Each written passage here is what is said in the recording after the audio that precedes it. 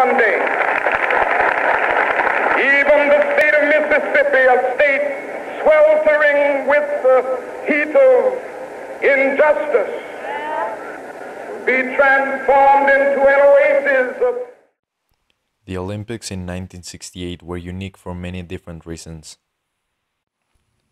For the first time in Olympic history, the 100-meter sprint was completed in under 10 seconds. Mexico had one of the darkest events of its history, the oppression of the students in Tlatelolco.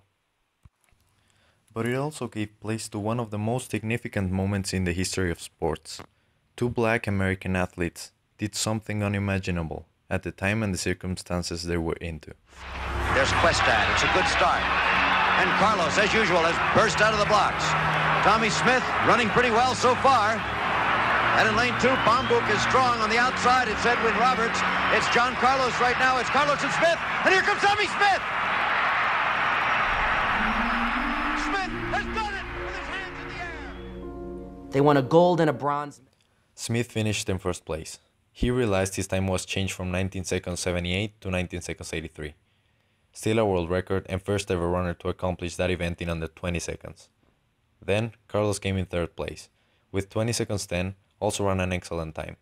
Again, in one of the main events in the Olympics, the United States had won another medal by the hand of black athletes, who once they were back home, returned to the same segregated system where they couldn't feel appreciated, where they knew their children would have to struggle a lot to have a decent life.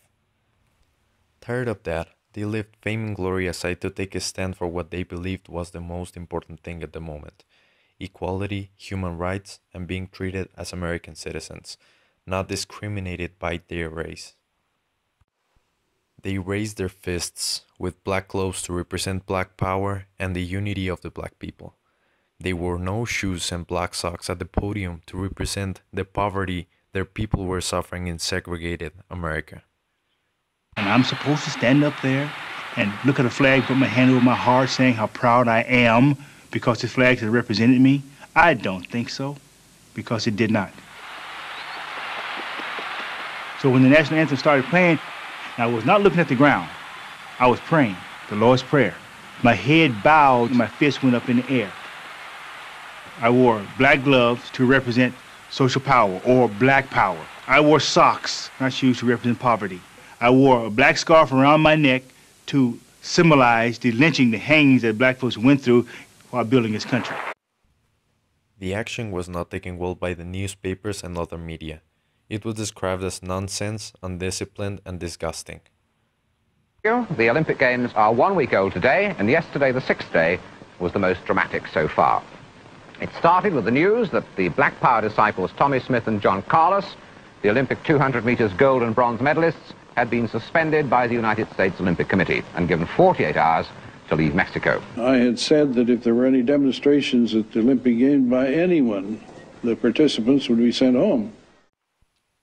Avery Brundage, the Olympic Committee president, suspended John Carlos and Smith from the Olympic Village and sent them home immediately, making them forfeit their medals and the U.S. national team. John Carlos and Tommie Smith were aware of the conditions all black families in America were in. As John made clear in an interview a month after the Olympic Games, they were fighting for something bigger than them. At the same time, cynics might say that you've got it all. You've got publicity, you've got medals, you've got martyrdom as well. What are you going to say to that? I can't eat that, and the kids around my block, they grew up with me, they can't eat it. And the kids that's going to grow up after them, they can't eat publicity, they can't eat gold medals, as Tommie Smith said.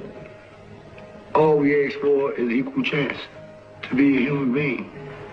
And as far as I see now, we're 5 steps below the ladder.